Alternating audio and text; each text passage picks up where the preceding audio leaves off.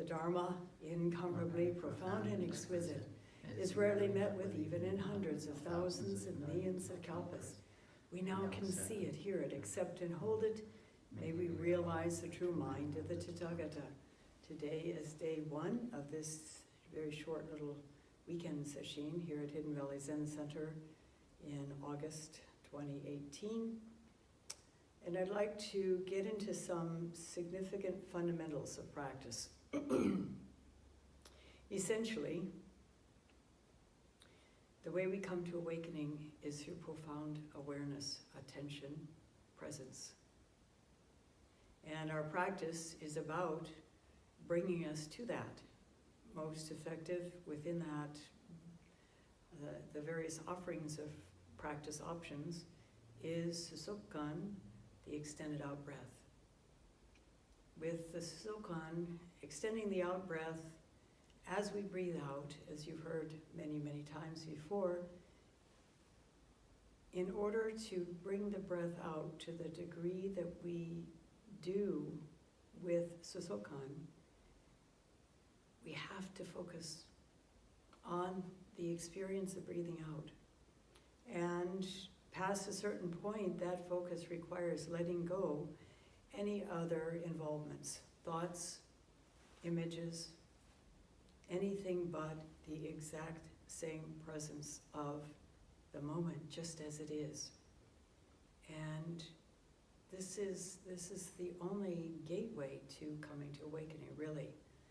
The koans all function in a similar way, and here at Hidden Valley Zen Center, and as well at Mountain Gate and Turtleback Zendo, when we are working on a koan, we are also continuing to work on the Susokkan and the extended out breath, because it's as if we're having a jet assist. We can go much faster to that place of letting go as we do the Susokkan, even with the curiosity that engenders the development and the unfolding of the koan. Both are really essential. And if you've read 3 Pillars of Zen, you know that the 3 pillars of Zen practice are great faith, a faith that you can come to awakening and that it's worth it, that you have it built in, and that you can manifest it with enough work. Great doubt, which really is about great perplexity. There's a sense that there is something beyond our ordinary cognitive functioning that is important to reopen to, because it's a reopening. What that is has never gone away. It's always there. It's just that we cover it up through our distractions with thoughts, ideas, involvements, especially with our nice little technical toys. And so we tend to skim above life rather than live it embodied fully. And it's when we live it embodied fully that it is rewarding and deeply fulfilling. And that's how we're meant to live. And we can return to that. We knew it as children, as small children, particularly if we grew up in a reasonably positive family. Tiny children explore. They're discovering the world they're born into. They don't yet have any ideas about it. That comes along with conditioning. We begin to develop a sense of self, which at a certain level is important. At another level, if it gets too far into our way of living, then it inhibits our living fully. And as part of the practice, we will generally open to the various different levels of our conditioning, see through them, see that they are simply conditioned responses and not necessarily the reality of the moment. And that allows us to see through it, move through it freely, so that we can experience the moment just as it is in all its incredible richness.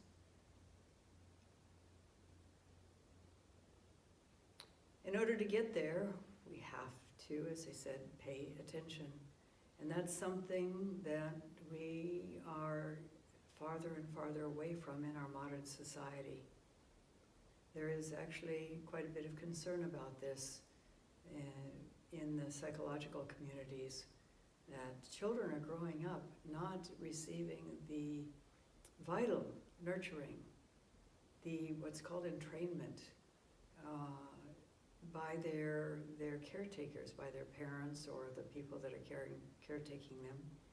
And so we're raising a nation of children who are in danger of becoming sociopaths and psychopaths, because there has to be that human contact in an ongoing manner for the child to develop fully. But let's talk about attention and awareness. Mindfulness, in another word. Mindfulness is a big word right now. It's all over the place. If you want to make extra money, teach a mindfulness course. And it's interesting that the person who developed that whole genre had his first encounter with Zen practice at the Rochester Zen Center, and that was John Kabat-Zinn, who discovered the benefits, just the plain physiological benefits of focusing our mind and being mindful.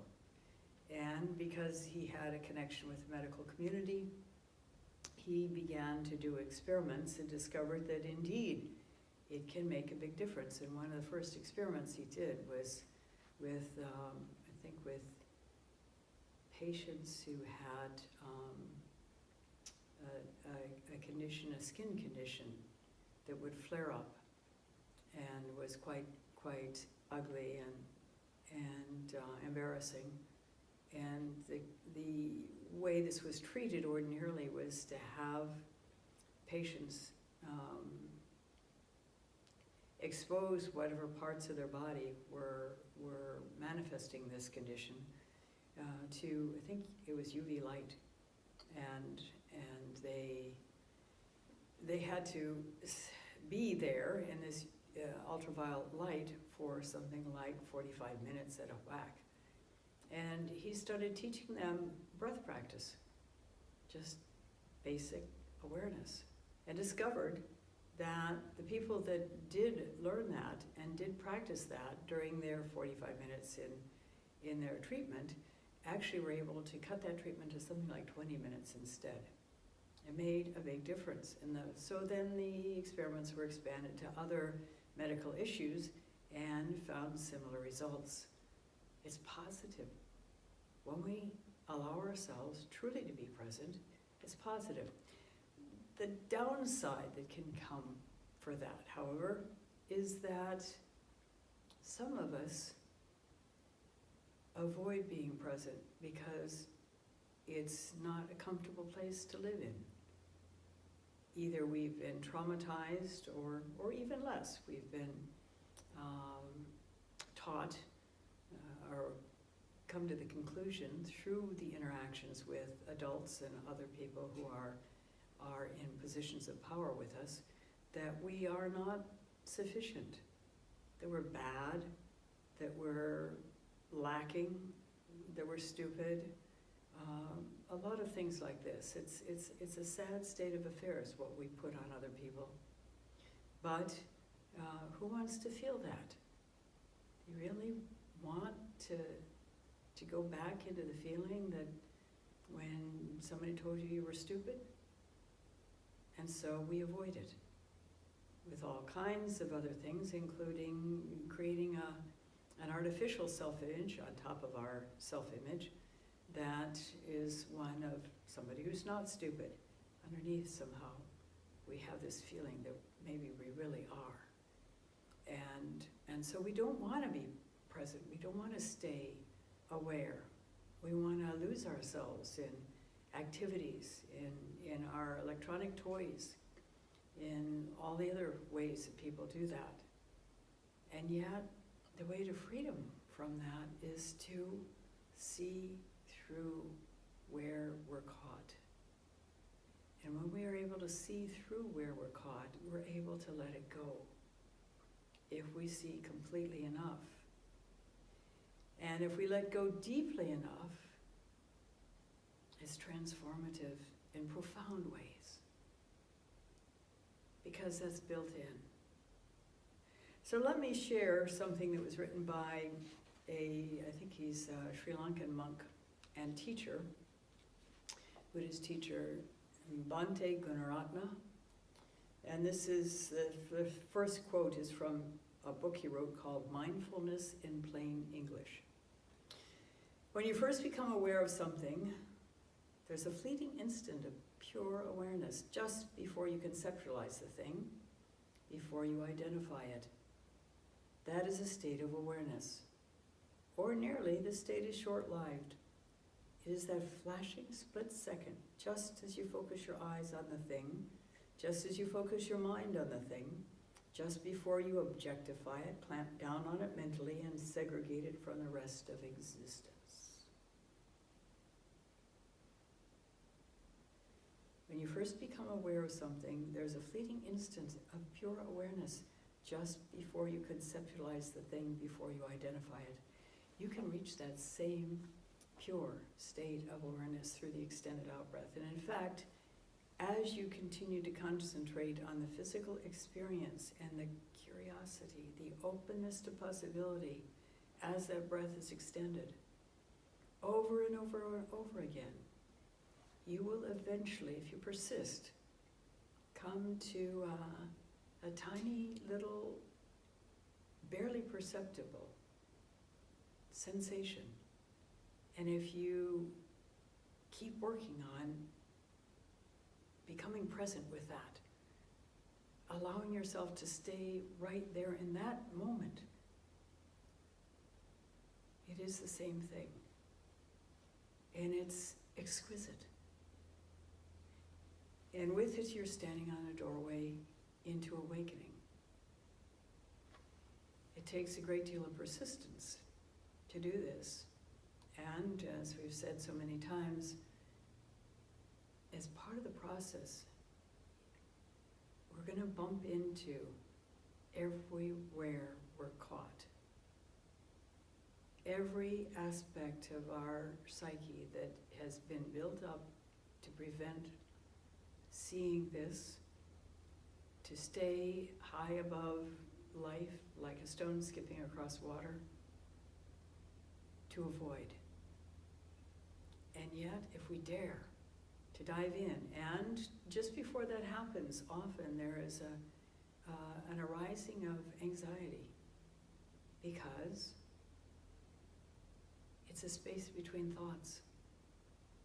And if we're not thinking, are we going to disappear?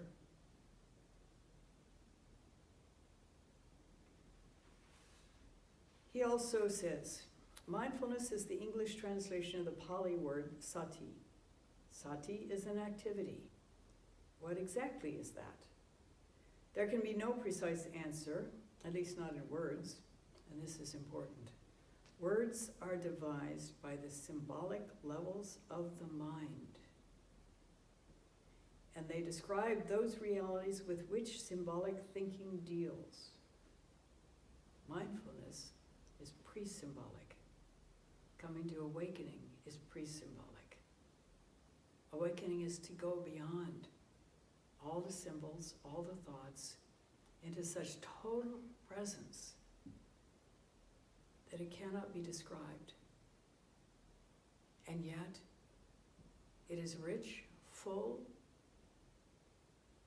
and within it we can function truly and deeply. And when we do that, our life is rich and fulfilling. Words are devised by the symbolic levels of the mind, and they describe those realities with which symbolic thinking deals. Mindfulness is pre-symbolic. It's not shackled to logic. Nevertheless, mindfulness can be experienced rather easily. And it can be described as long as you keep in mind that the words are only fingers pointing at the moon. They're not the moon itself. The actual experience lies beyond the words and above the symbols. Mindfulness could be described in completely different terms than will be used here, and each description would still be correct. Mindfulness is a subtle process that you are using at this very moment. The fact that this process lies above and beyond words doesn't make it unreal. Quite the reverse.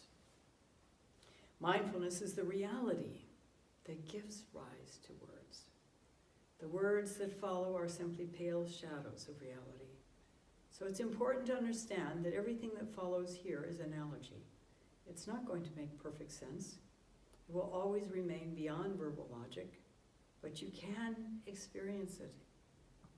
The meditation technique called Vipassana, which is insight meditation, that was introduced by the Buddha about 25 centuries ago, is a set of mental activities specifically aimed at experiencing a state of uninterrupted mindfulness. When you first become aware of something, there is a fleeting instant of pure awareness just before you conceptualize the thing, before you identify it. That is a state of awareness. As we read earlier, ordinarily the state is short-lived. It's that flashing, split second, just as you focus your eyes on the thing, just as you focus your mind on the thing, just before you objectify it, clamp down on it mentally, and segregate it from the rest of existence. Segregate it from the rest of existence. It takes place just before you start thinking about it, before your mind says, oh, it's a dog. That flowing, soft-focused moment of pure awareness is mindfulness. In that brief, flashing mind moment, you experience a thing as an unthing. You experience a softly flowing moment of pure experience that is interlocked with the rest of reality, not separate from it.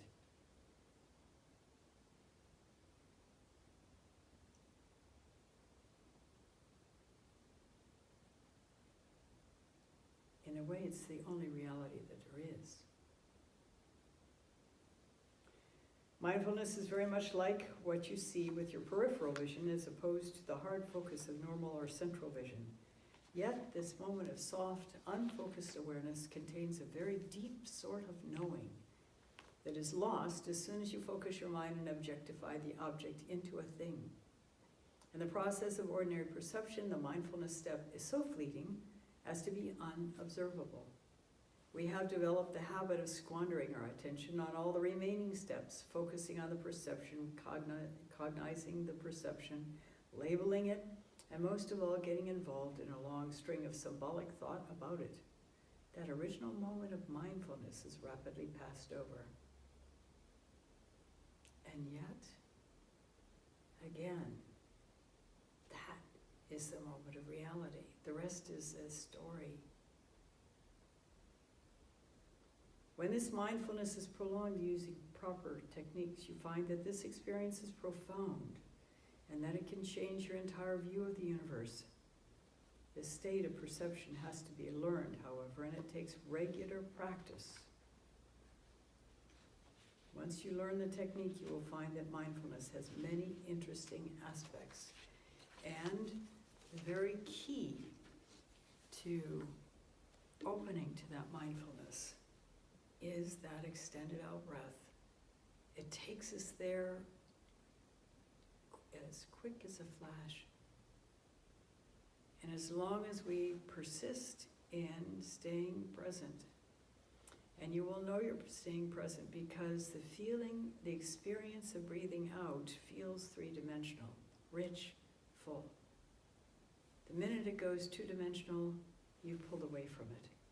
You're watching it through a glass. Go back. Feel what's going on in your body.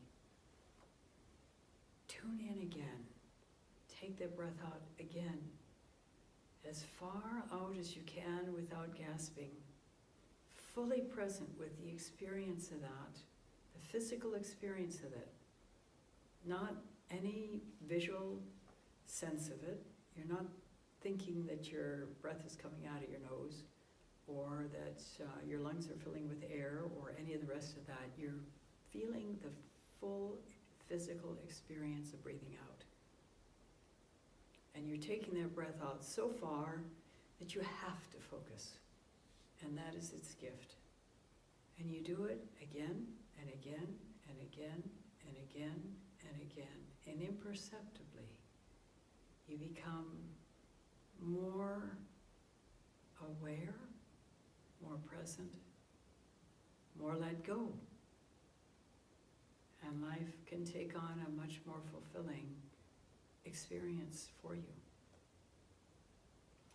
The breath coming in, of course, just comes in however fast it wants to come in. You don't try to control it in any way. You only allow yourself to breathe out so focused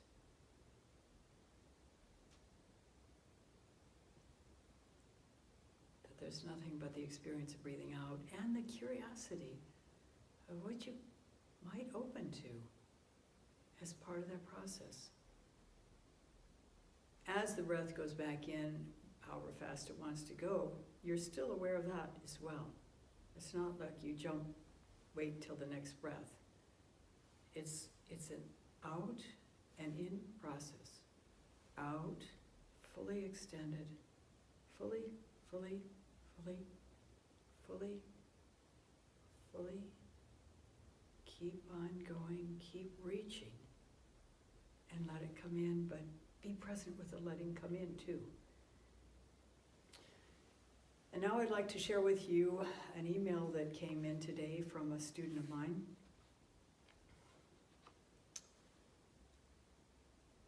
Let's jump around in this. She says, "What's wonderful about Susokan," I extended out breath, "is that I could meditatively pierce through my thoughts and physical discomforts no matter where we were or what we were doing while we were traveling." She and her husband had gone actually to California to pick up the rest of their belongings because they had moved to Albuquerque. Prior to introducing Susokan to my practice, I found it challenging to find Zazen when I wasn't sitting. Now, I feel as if Zazen can be found everywhere, which brings me back to the line from the Gospel of Thomas that we spoke about during Sanzen. "Split the wood, I am there. Turn the stone, and you will find me there." I recently started reading Jack Kornfield's After the Ecstasy, the Laundry, How the Heart Grows Wise on the Spiritual Path. Kornfield speaks about Wilhelm Reich calls character armor. That is, the holdings of years of surface in our bodies as we habitually contract with stress and discord. There's a line that Kornfield quotes from a student that reads, "I fought with my body a long time, years. Only when I finally learned to let even the deepest pain be okay and hold it with kindness did it begin to release. Now it comes and goes. What a blessing it was to finally accept my body." This reflection is in keeping with what happened to me when on sesshin. I accepted the pain in my legs, and once that took place, the boulder in my gut dissolved and has yet to return. Interestingly enough, once the boulder dissolved, I felt a sense of psychological lightness in addition to physical lightness. During metta practice, I like to think, may all beings be psychologically and physically light. May all beings bear no burdens.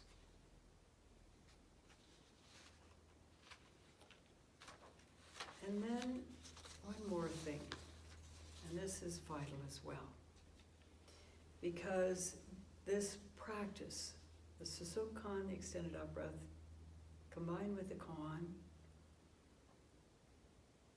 will take us as deep as we choose to go. And that can be to profound levels. And people who have gone there have all felt that it was worth whatever they went through as part of that process. It brings us to the only freedom, the only true freedom that there is in life. And that's a level of freedom that it doesn't matter what life circumstances bring to us. We are still free.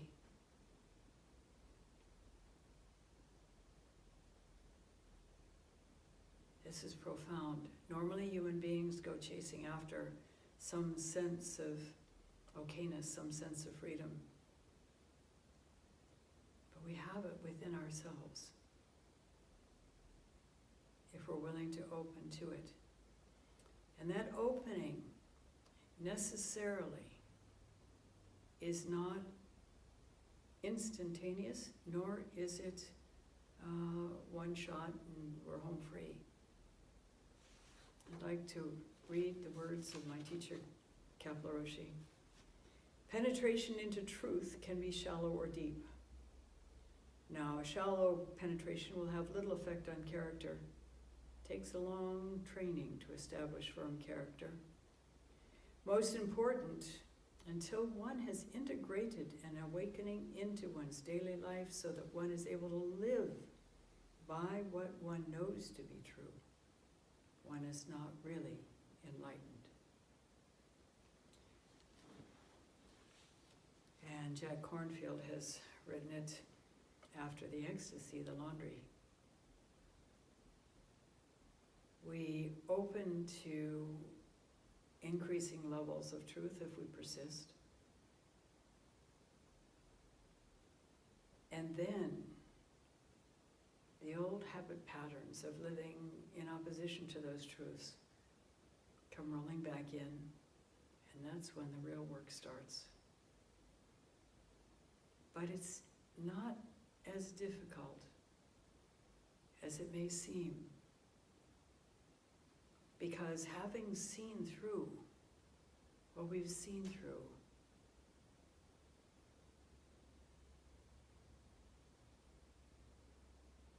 it just isn't so hard. And we're more motivated to do it, and it doesn't feel right not to do it.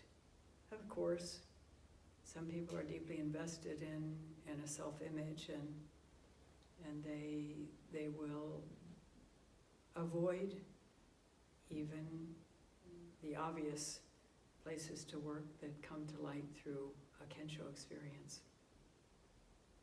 And we just keep persisting. We just keep persisting.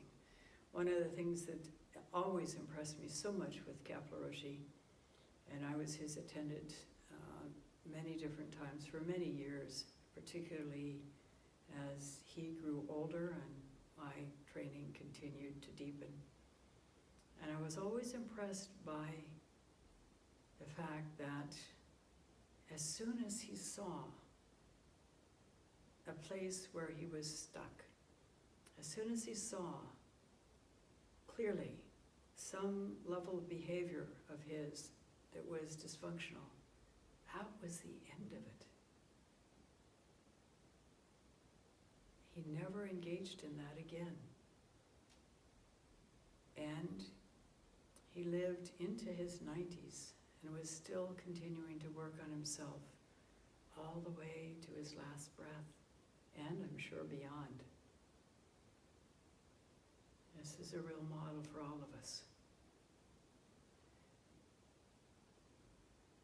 One step at a time, one breath at a time. We just persist. One more breath. We may not want to do it, but we do it anyway, and it makes a difference. Because every time we breathe out and extend that out breath, we're letting go. We're practicing letting go. So that in other areas of our life, when we're not on the cushion, we will still be more free, just a little bit more free. Not quite as tightly bound to our habit patterns, to our assumptions, to our desires, to clinging. I thank you for listening. We'll stop now and recite the